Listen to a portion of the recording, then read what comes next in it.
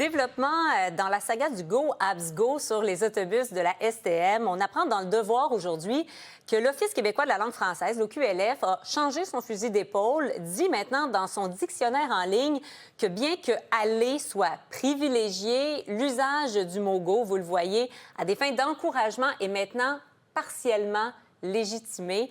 Nicolas Trudel est directeur des communications de l'OQLF. Il est avec nous. Bonjour à vous. Bonjour, Madame Lapierre. Pourquoi avoir changé d'idée après coup? Est-ce que vous avez répondu à une directive du ministre Roberge qui trouvait que ça n'avait pas d'allure? En fait, c'est certain que la médiatisation du dossier relatif à l'utilisation de l'emprunt Go en contexte sportif a amené l'Office à évaluer officiellement l'acceptabilité de cet emprunt-là. On a eu une demande à cet effet, donc on y a répondu effectivement. Mais en même temps, le ministre dit publiquement, ben non, c'est québécois, tout le monde comprend, Go Abs Go. Et là, ça change tout d'un coup. Est-ce que vous n'avez pas une certaine indépendance par rapport aux politiques à l'OQLF? Effectivement, il y a une indépendance. On a eu une demande, oui, mais on le fait dans les procédures régulières. Il faut dire qu'à l'Office, depuis 2017, on a une politique de l'emprunt linguistique. Puis les critères de cette politique-là permettent d'évaluer les emprunts qui sont en usage au Québec pour déterminer leur acceptabilité. On en évalue beaucoup. C'est les linguistes, les experts de l'Office qui font l'analyse en s'appuyant sur divers critères ainsi que sur des recherches. Donc, avant cet épisode-là, l'évaluation de l'emprunt Go n'avait pas été faite. Donc, c'est ce qu'on a fait récemment. Et c'est ce qui fait en sorte qu'on a mis en ligne 2 nouvelles fiches qui disent que le terme peut être accepté en certains contextes. Donc, il y a 2 fiches dans le contexte d'encouragement sportif et comme signal de départ aussi. Donc, ces termes-là, je le rappelle, n'avaient jamais été évalués dans le cadre de la politique avant cette année-là. Mais à ce moment-là, si ça n'avait pas été évalué, pourquoi dire à la STM d'y aller avec Go au lieu d'y aller avec aller, c'est-à-dire au lieu de Go? Vous n'aviez pas d'évaluation à amener à la STM? Je ne comprends pas, là. Bien, en fait, cette plainte-là, il faut rappeler qu'elle remonte aussi à avril 2024, donc il y a plus d'1 an. Donc, comme je vous dis, l'analyse de cet emprunt-là, Go, n'était pas encore faite. Donc, l'équipe qui traite les plaintes à l'Office s'était basée sur les informations qu'elles avaient.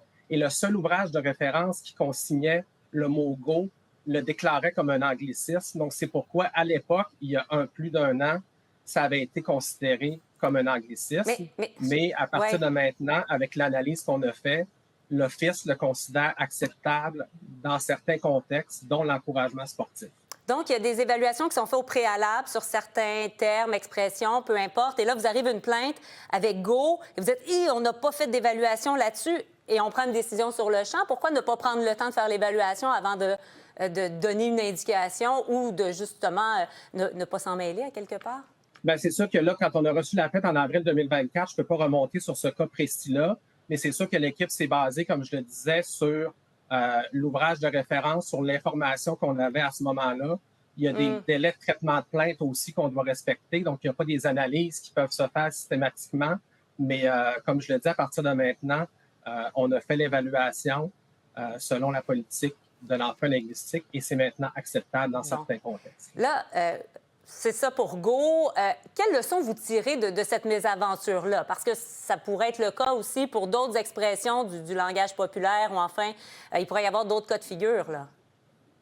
Bien, c'est sûr qu'on y va au cas par cas. Puis ce dossier-là, on ne se le cachera pas, a pris des ampleurs aussi, une ampleur démesurée. Au départ, cette plainte-là de l'année passée s'inscrivait dans un contexte sportif du soccer. C'était Go CF Montréal Go. Il n'était pas question de Go Abs Go. Contrairement à ce que certains médias ont véhiculé dans les derniers mois, on ne voulait pas interdire le Go Abs Go de l'espace public. C'est une marque de commerce de toute façon. On n'impose jamais la traduction des marques de commerce. Donc, je ne peux pas me projeter dans le futur pour tous les cas de plainte, mais on y va au cas par cas aussi. Puis comme je le disais, les emprunts, ça fait partie aussi du contexte linguistique au Québec. Puis c'est pour ça qu'on a cette politique-là. On en évalue plus de 2500 depuis la création de cette politique-là en 2017.